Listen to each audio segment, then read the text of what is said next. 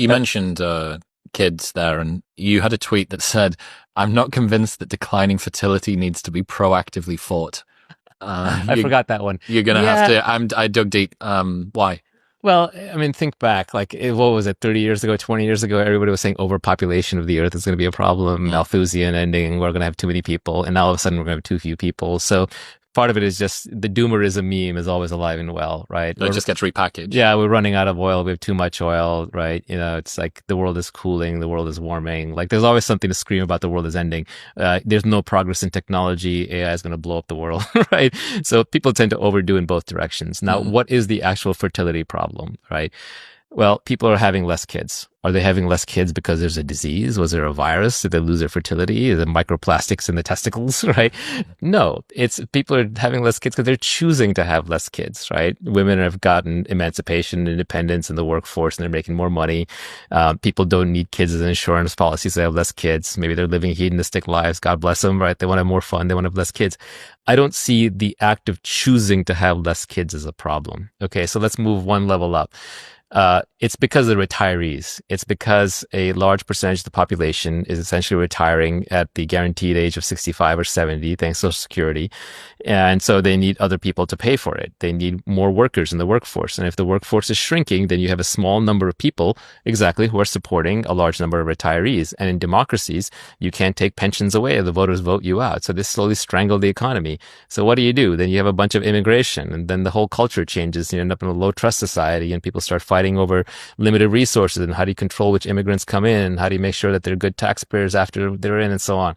So you end up with in kind of this trap where the low fertility rate is upstream of the downstream problems that are cultural and societal. But I'm not sure that you're going to solve that by making people have more kids. How are you going to meme them into having more kids? And I'm not even sure it's necessarily a problem, because keep in mind, you have more resources now. You have less of a burden. Now, there's a flip side where every kid is a lottery ticket and an invention. So there's some benefit to having more kids, but you can't force it.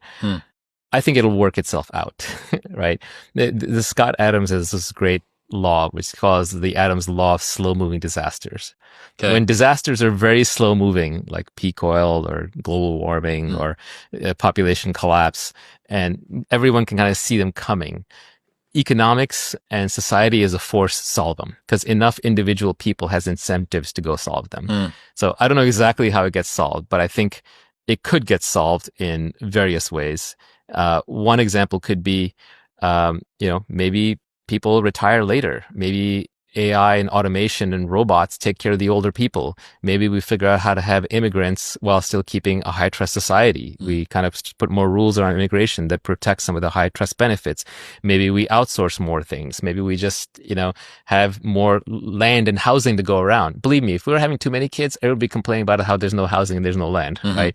So they'll always find something to care about. So I just don't view this as like a thing that any individual or government action is going to solve. I think economics and incentives over time will solve it. And I'm not even convinced it's like that big of a problem. Is there anything that you do think is there sufficient? It may be self-correcting too, which is that if there are too few kids in society, and the returns to having kids literally might just go up. It might just be easier to have the incentive to now have a child because there's so few around. They're going to get the best job. They're going to have most opportunity. The best resources. Like everyone's happy. I suppose if you could come at it from a pain side, which is you look at all of the other people around who don't have kids. Let's say that pensions completely drop off, and the only way that old people are able to survive is if their children pay them some sort of stipend, like reverse, send money back up the generations. And you go, okay, well, that's a pretty fucking good incentive. That's a good incentive. I also think that people have been memed into thinking that kids make your life worse, and that's a pretty bad. What's your experience been? Kids make your life better in every possible way. If you want an automatic built-in meaning to life, have kids. And I think there are these bad psych studies, like most psych studies, unfortunately, that say that people are unhappy when they have kids. Yeah, it's because you're catching them in the middle of changing a diaper and you're saying, like, are you glad you had kids or not? Or they don't even say that. They say, are you happy or not? And they say, no, I'm not happy right now. But what they don't realize is that person has found something more important than being happy in the moment. They found meaning, and the meaning comes from kids. And if you ask parents, do you regret having kids? I think it would be 99-1 against, it would be, no, I don't regret having kids. I love having kids. I'm so glad I had kids. It's incredibly rare to meet a parent that regretted having children. It's pretty good odds. It's extremely good odds. And I think I think a lot of people get late into life, and then they can't admit that they didn't want that they should have had kids. It's kind of late in the game. But a lot of times you see everybody who has a pet, right? And they're pushing them around in a stroller, right? What is that? That's a sublimated desire for children. Yeah, Malcolm Collins says that having a pet is to children as using porn is to sex. He basically thinks that it's sort of a surrogate. It's definitely in that direction. Yeah. And I don't have.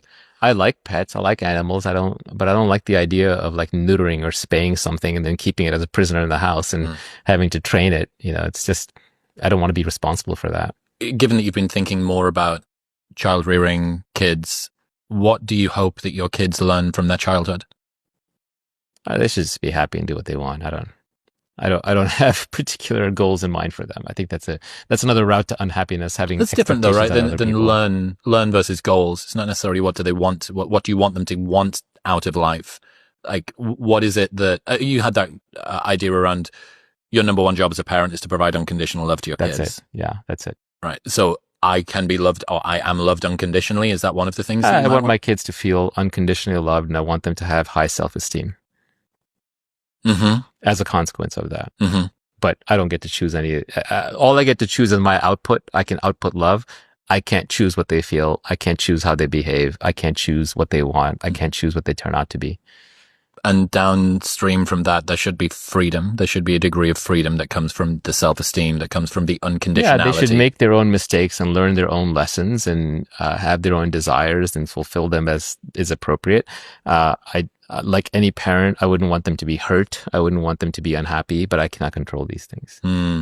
You replied to my friend Rob Henderson. He was talking about how kids fall asleep more quickly when they're being carried. And you said, cry it out and co-sleeping is dangerous. What's IYI science? IYI is Nassim Taleb. He talks about intellectual yet idiot. These are people who are overeducated and they deny like basic common sense. Okay.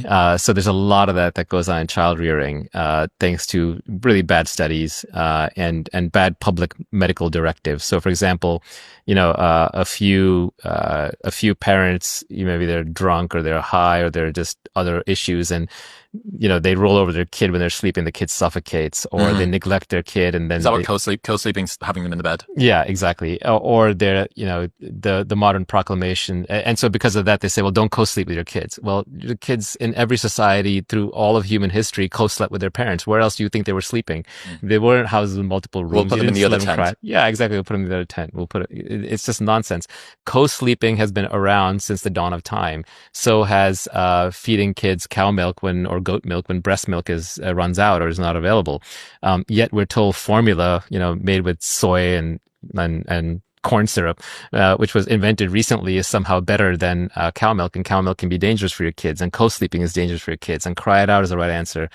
All of that is nonsense. I mean, it's very clear that we raise children throughout human history without these interventions. And to me, the idea that like you're going to let your kid cry it out, I get why that's done for practical reasons, so that, you can get some sleep and you can go to work in the morning. But the reality is when you let the kid cry it out, you're letting the kid bawl until it finally gives up. I mean, a kid left by itself to cry it out in the wild it's going to get eaten, right? It's going to get eaten by a tiger.